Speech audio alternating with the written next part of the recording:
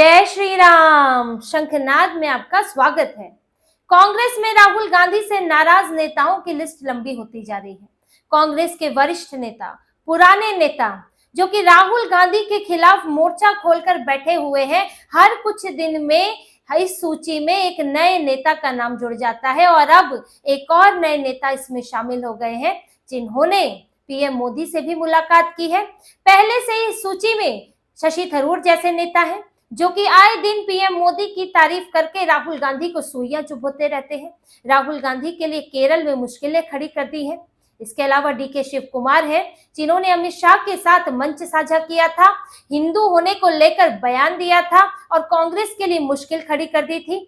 यहाँ से इनके सामने भूपेंद्र सिंह हुड्डा है। हरियाणा में ये कोई विपक्ष का नेता नहीं चुन पा रहे हैं। भूपेंद्र सिंह हुड्डा अपना अलग मोर्चा खोलकर बैठे हैं कि अगर मुझे नहीं बनाया तो फिर कांग्रेस या तो टूटेगी या फिर बड़ा भूचाल पार्टी के अंदर आने वाला है। इसके अलावा मनीष तिवारी जैसे नेता हैं जो बार बार सांसदों की मीटिंग में सवाल भी उठाते हैं। राहुल गांधी उनकी बेटी की शादी में शामिल नहीं हुए थे, इतनी ये बड़ी बात राहुल गांधी ने कर दी थी कि साफ दिखा दिया था कि आपसे हमें मतलब नहीं है। तो कई नेता हैं जो अलग थलग पड़े हुए हैं जिन पर राहुल गांधी अपनी ही कोर टीम बनाकर चल रहे हैं और पुराने नेताओं की, बड़े नेताओं की या फिर जो पहले से ही कांग्रेस में नेता हैं, लोग हैं जो इंपॉर्टेंट रहे हैं, उन पर राहुल गांधी ध्यान नहीं दे रहे हैं। और इसी सूची में अब नया नाम जुड़ा है कार्ति चिदंबरम का। कांग्रेस के वरिष्ठ नेता पी चिदंबरम के बेटे कार्ति चिदंबरम, पी चिदंबरम जो कि फाइनेंस मिनिस्टर भी रहे हैं, कांग्रेस का जाना माना चेहरा है और उन्हीं के बेटे हैं कार्ति चिदंबरम जो कि तमिलनाडु में शिवगंगा से विधायक हैं। और कार्ति चिदंबरम ने जो अभी किया, दो चीजें उन्होंने ऐसी की हैं जिससे राहुल गांधी की टेंशन बढ़ गई है। कार्ति चिदंबरम ने तो पीएम मोदी से मुलाकात की और क्यों की, उसमें बहुत कुछ छुपा है, उस जिस वजह से उन्होंने मुलाकात की। और दूसरा, उन्होंने अपने ही कांग्रेस के ही मुख्यमंत्री रेवंत रेड्डी, उनकी आलोचना की है। अब आप सोचिए कि भाजपा कोई नेता सीएम योगी की आलोचना कर दे, देवेंद्र फडणवीस की आलोचना करते तो थोड़ा अटपटा तो लगेगा ही, चाहे जो भी मुद्दे चल रहे हो उस राज्य में। लेकिन किसी और जगह का रेवंत रेड्डी तेलंगाना के मुख्यमंत्री हैं, तेलंगाना का कोई मुद्दा है और उस पर कांग्रेस के ही कार्ति चिदंबरम जो तमिलनाडु में है वो कमेंट कर रहे हैं, तो इस पर सवाल तो उठता ही है। दरअसल तेलंगाना में हैदराबाद विश्वविद्यालय के पास जो जमीन है उसको लेकर बड़ा विवाद खड़ा हो गया और विरोध प्रदर्शन चल रहा है। और इसी जमीन को लेकर कार्ति चिदंबरम ने सरकार की कार्रवाई को लेकर उन्होंने कमेंट किया है। हैदराबाद विश्वविद्यालय के उसके सीमा को छूते हुए 400 एकड़ की जमीन है जिस पर तेलंगाना की सरकार, कांग्रेस की सरकार एक आईटी पार्क बनाना चाहती है। लेकिन अब हैदराबाद विश्वविद्यालय के बच्चों ने, वहां के छात्रों ने विरोध प्रदर्शन शुरू कर दिया कि नहीं, इससे तो पर्यावरण को नुकसान होगा, जंगल कट जाएगा, जीव जंतुओं को नुकसान होगा। सरकार का जबकि कहना है कि ये जमीन जो है हैदराबाद यूनिवर्सिटी की नहीं है, ये सरकार की जमीन है और इसमें इस तरह की कोई जीव जंतु नहीं है जिससे कि नुकसान हो, तो इसकी स्टडी कर ली गई है। लेकिन अब हैदराबाद विश्वविद्यालय के छात्रों का कहना है कि ये फैसला बिल्कुल गलत है, इससे जो है पर्यावरण को अपूर्णीय क्षति होगी। इसीलिए कई दिनों से विरोध प्रदर्शन चल रहा है जिस पर रेवंत रेड्डी जो है वो सख्ती से उस पर कार्रवाई करने में लगे हैं। उन्होंने पहले विश्वविद्यालय में प्रोटेस्ट करने पर भी बैन लगा दिया था कि विश्वविद्यालय के छात्र प्रोटेस्ट नहीं कर सकते। दूसरी बात, उन्होंने जो इस प्रोटेस्ट को कवर कर रहा था, एक जर्नलिस्ट कवर कर रहे थे, उनको भी गिरफ्तार किया था जिस पर बीआरएस केटी रामाराव ने, उन्होंने भी सवाल उठाया और जो विश्वविद्यालय के जो छात्र हैं उनके प्रदर्शन को रोकने पर भी सवाल उठाया। और अब जब वहां जमीन के पास बुलडोजर पहुंचे, यानी कि जमीन को सपाट करना था क्योंकि वहां आईटी पार्क बनेगा, तो जब बुलडोजर पहुंचे तो छात्र वहां पर पहुंच गए, बुलडोजर पर चढ़ गए, मशीनें रोक दी, तो तब भी बहुत हंगामा हुआ, इस पर भी सरकार ने कार्रवाई की है। तो ये तेलंगाना सरकार और ये प्रोटेस्ट, ये तो एक राज्य का अपना मुद्दा चल रहा है जिस पर कांग्रेस के किसी नेता ने कुछ नहीं कहा। कोई बोल रहा है तो वो तेलंगाना की ही दूसरी पार्टियां बोल रही हैं। लेकिन कमेंट कहां से आया? कार्ति चिदंबरम से। और कार्ति चिदंबरम ने क्या कमेंट किया कि चाहे कोई भी सरकार हो, चाहे कोई भी राज्य हो, चाहे उसे कोई भी संभाल रहा हो, लेकिन व्यवहार एक जैसा ही रहता है।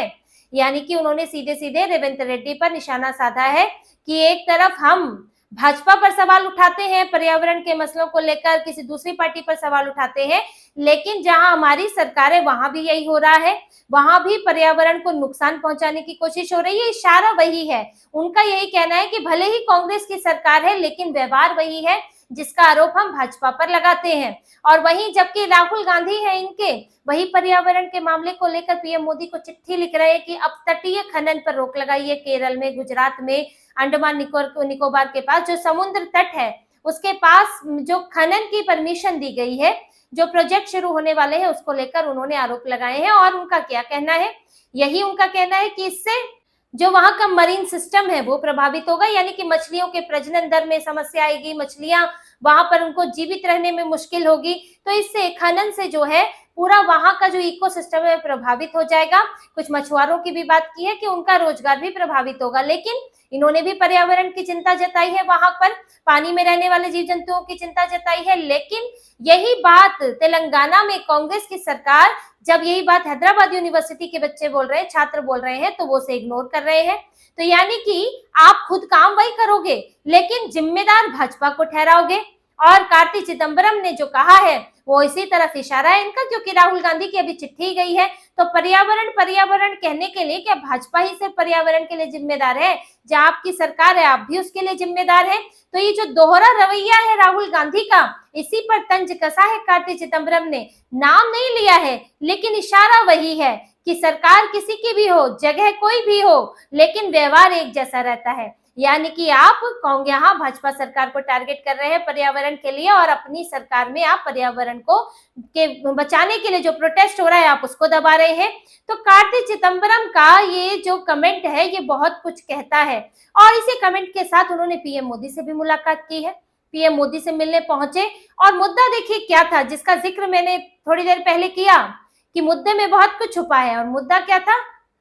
स्ट्रे डॉग्स का कुत्ता, गलियों के कुत्ते, कि कुत्तों की संख्या बढ़ रही है, रेबीज के मामले बढ़ रहे हैं। दुनिया भर में भारत में 36% रेबीज के मामले सामने आते हैं। और कुत्तों की समस्या को लेकर वो पीएम मोदी से मिले हैं। अब इससे ये ऐसा नहीं कि गंभीर मामला नहीं है, लेकिन ये क्या पीएम मोदी से सीधे सीधे प्रधानमंत्री से मिलने का मामला है? इसके लिए आप राज्य सरकार से मिल सकते थे, क्योंकि अब ये तो राज्य का भी मामला बनता है, क्योंकि इसमें जो नगर निगम है वो कुत्तों की संख्या को नियंत्रित करने की जिम्मेदारी है, वो स्टेरिलाइजेशन कराता है, नसबंदी का काम होता है, कुत्तों को पकड़ कर ले जाना होता है, ये सब काम तो नगर निगम का होता है।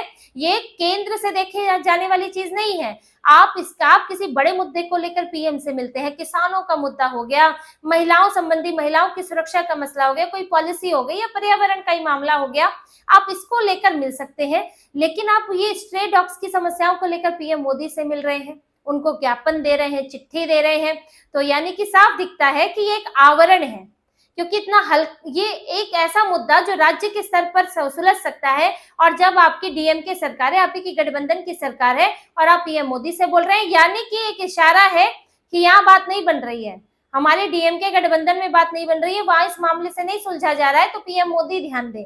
तो ये सारी चीज अब ये इशारा करती है कि एक राज्य में अपने तमिलनाडु में बैठकर वो तेलंगाना पर निशाना लगा रहे हैं। कांग्रेस के कोई और मंत्री ने इस पर बयान नहीं दिया, किसी और नेता ने बयान नहीं दिया, लेकिन कार्ति चिदम्बरम दे रहे हैं और उधर पीएम मोदी से मिल रहे हैं। तो ये इशारे ही होते हैं, जैसे कि शशि थरूर ने इशारा किया था, पीएम मोदी की तारीफें शुरू की थी, अमेरिका दौरे की तारीफ की, रूस रशिया और यूक्रेन को लेकर भारत की विदेश नीति है उसकी तारीफ की, और साफ साफ पूछा कि पार्टी में मेरी भूमिका क्या है? आप मुझे राष्ट्रीय स्तर पर ना भूमिका नहीं देते और आप मुझे केरल में भी भूमिका नहीं देते। शशि थरूर को एक बार उन्होंने लेख लिखा था जिसमें उन्होंने लेफ्ट सरकार की तारीफ की थी केरल में, उसको लेकर उन्हें वार्निंग भी आई, उनकी आलोचना भी की गई। और अंदर की खबर तो ये भी है कि उन्हें फिर से वार्निंग दी गई है, क्योंकि अभी उन्होंने रूस और यूक्रेन को लेकर भारत की नीति की तारीफ की और ये तक कहा कि उस वक्त मैंने भारत की इस विदेश नीति का विरोध किया था जब युद्ध हुआ था दोनों देशों के बीच में, लेकिन अब मुझे लगता है मैंने गलत किया था और मैं अपनी इस गलती पर मुझे अब खुद दुख है, मैं खुद शर्मिंदा हूं कि भारत की विदेश नीति बहुत अच्छी है इस मामले को लेकर। तो उन्होंने इस पर खेद जताया था। इसके बाद इनके पास एक अंदरूनी और वार्निंग पहुंची है और उन्हें संभल कर बोलने के लिए कहा गया है। लेकिन अब कांग्रेस भी केरल चुनाव से पहले कुछ करना नहीं चाहती शशि थरूर को लेकर, क्योंकि उसका उल्टा इम्पैक्ट हो जाएगा।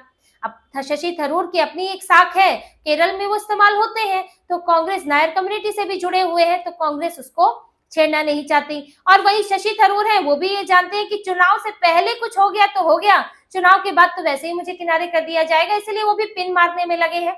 राहुल गांधी को बार बार पिन मार रहे हैं कि उनको आखिर में तंग आकर वो खुद ही निकाल दें, कि शशि थरूर पर इल्जाम न लगे कि उन्होंने अब इस समय पर इतने सालों बाद पार्टी छोड़ी है, उनके ऊपर धोखेबाजी का आरोप न लगे। इसलिए वो ये चाहते हैं कि बोलने की आजादी मेरी छिन रही है कांग्रेस में, और राहुल गांधी मुझे खुद ही बाहर निकाल दें या मुझे जवाब देने के लिए कहे, इंसल्ट करे, जिससे मुझे बाहर जाने का मौका मिल जाए। वहीं डीके शिव कुमार नाराज है कि उनको मुख्यमंत्री नहीं बनाया जा रहा है। उन्होंने भी कह दिया था, मैं हिंदू पैदा हुआ हूं और हिंदू ही मरूंगा। अब ऐसे तो एक बहुत सामान्य बात है किसी हिंदू के लिए, लेकिन कांग्रेस में ये कहना पाप है। और कार्ति चिदंबरम के संकेत कांग्रेस के लिए टेंशन बढ़ रहे हैं, क्योंकि तमिलनाडु में अब चुनाव है और भाजपा वहां पर एक नई फोर्स बनकर उभरी है। जब से एनएमएलआई अध्यक्ष बने हैं, उन्होंने जिस तरह से डीएमके को एक्सपोज किया है कि वो अपने भ्रष्टाचार व्यवस्था छुपाने के लिए जो वहां पर द्रविडियन का मुद्दा उठाती है, भाषा का मुद्दा उठाती है, और उसकी आड़ में वो अपनी कमियां छुपाना चाहती है, और साथ ही बहुत सारे मुद्दों को उन्होंने अब पुरजोर तरीके से उठाया है, जिसके बाद भाजपा को वहां उम्मीद बढ़ी है। और ऐसे में भाजपा को वहां बड़े नेताओं की जरूरत है कि वहां पर ऐसे जाने पहचाने चेहरा वहां पर मिले, जिससे कि भाजपा का वहां पर आधार बढ़े।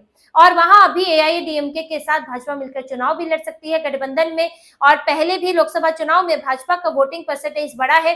तो भाजपा और कार्ति चिदंबरम दोनों की जरूरतें एक जैसी है। कार्ति चिदंबरम भी वहां इग्नोर होकर बैठे हैं, सिर्फ एक विधायक है, कांग्रेस सत्ता में आने से रही, डीएमके के साथ है तो वहां पर बहुत छोटी पार्टनर है, तो वहां कुछ उनके लिए संभव नहीं होता है। और अब भी ये भी संभव है कि डीएमके के जीतने के चांस भी कम है, क्योंकि फिर भी गठबंधन में भी आप सत्ता में है तो मायने रखता है। लेकिन अब ये भी डीएमके के लिए भी मुश्किल है। स्टालिन इसीलिए बौखलाए हुए हैं, इसीलिए बार बार भाषा से लेकर डिलिमिटेशन का मुद्दा उठा रहे हैं, क्योंकि उनकी साख गिर चुकी है, एंटी इनकम्बेंसी है और ये चुनाव उनके लिए मुश्किल है। तो डीएमके अगर सत्ता में नहीं आती है तो कार्ति चिदंबरम के लिए ना तो केंद्र में कांग्रेस रहेगी, ना राज्य में कांग्रेस रहेगी, तो उन्हें भी उनको भी तलाश है एक अच्छे विकल्प की, और भाजपा को भी बड़े नेताओं की तलाश है। इसीलिए दोनों के जो हित हैं वो एक जगह आकर मिल रहे हैं। जैसे कि केरल में देखिए, एके एंटनी कांग्रेस में थे, उनके बेटे जो हैं वो भाजपा में आ गए। केरल में भी भाजपा उभर रही है, एक लोकसभा में सीट भी जीती है, और लगातार वहां पर भाजपा जो है अपने प्रसार कर रही है। जो जहां पर बिल्कुल भी भाजपा को बिल्कुल भी प्रेजेंस नहीं थी, वहां एक लोकसभा की सीट जीतना बड़ी बात है। और शशि थरूर भी वहां पर भाजपा के लिए बहुत फायदेमंद हो सकते हैं, क्योंकि वो भी उभरते हुई पार्टी है वहां पर और बड़े नेताओं की तलाश में है, ताकि आधार बढ़े। तो तमिलनाडु केरल में एक जैसी स्थिति चल रही है और वहां पर भाजपा भी एक विकल्प बनकर उभर रही है। इसीलिए कांग्रेस को दिक्कत है कि कांग्रेस के पास नॉर्थ तो कांग्रेस खो चुकी है, भारत के उत्तरी हिस्से से तो कांग्रेस गायब है, यहाँ पर किसी स्टेट में बची नहीं है। हिमाचल में जैसे तैसे सरकार आई, बाकी तो गठबंधन में बैठी हुई है, झारखंड में। अब कांग्रेस के पास सिर्फ भारत का दक्षिणी हिस्सा बचता है, उसके कुछ राज्य बचते हैं, केरल हो गया, तमिलनाडु में गठबंधन में है, तेलंगाना में है, कर्नाटक में आती जाती रहती है, तो ये कुछ राज्य बचते हैं। अब यहाँ पर अगर सेंध लग जाती है, यहाँ पर बड़े नेता छोड़कर जाते हैं, तो कांग्रेस का आधार बेहद कमजोर हो जाएगा। और सबसे ज्यादा जो विरोध के स्वर पनप रहे हैं वो यही दक्षिणी हिस्सा है भारत का। कर्नाटक के डीके शिव कुमार है, केरल के शशि थरूर है, और कार्ति चिदंबरम जो है वो तमिलनाडु के हैं। और राहुल गांधी से अब ये नेता संभल नहीं रहे हैं। ये भले ही संगठन स्तर पर बदलाव कर रहे हैं, बार बार कह रहे हैं जिला अध्यक्षों की मीटिंग होगी, जिला स्तर पर बदलाव होंगे, ब्लॉक स्तर पर बदलाव होंगे, वो ठीक है, एक संगठन में बार बार उसमें बदलाव की जरूरत होती है, ढांचे को नया करना चाहिए, पुनर्गठन करना चाहिए। लेकिन जो आपके पुराने नेता है या जो आपके नेता महत्वपूर्ण है लेकिन अभी नजरअंदाज महसूस कर रहे हैं, उनकी भी सुनी जानी चाहिए, और वो आपके लिए जरूरी है। ये इससे ही दिखता है कि उनकी इतना सब करने के बावजूद भी आप उन पर कार्रवाई नहीं कर पा रहे हैं। तो राहुल गांधी को अपनी रणनीति पर, अपने इस तरीके पर फिर से विचार करने की जरूरत है जो अपने कोर टीम से घिरे हुए हैं। वरना तो राहुल गांधी को अब दक्षिण भारत के इस दक्षिणी हिस्से से भी राहुल गांधी कांग्रेस को आउट होना पड़ेगा, और फिर यहाँ भी कांग्रेस अपना आधार खोजती रह जाएगी, लेकिन बड़े बड़े नेता छोड़कर चले जाएंगे। तो इसी तरह की और खबरें और विश्लेषण आपके लिए लाते रहेंगे, हमसे जुड़े रहिए, सब्सक्राइब कीजिए, कमेंट कीजिए। बहुत बहुत धन्यवाद। जय श्री राम।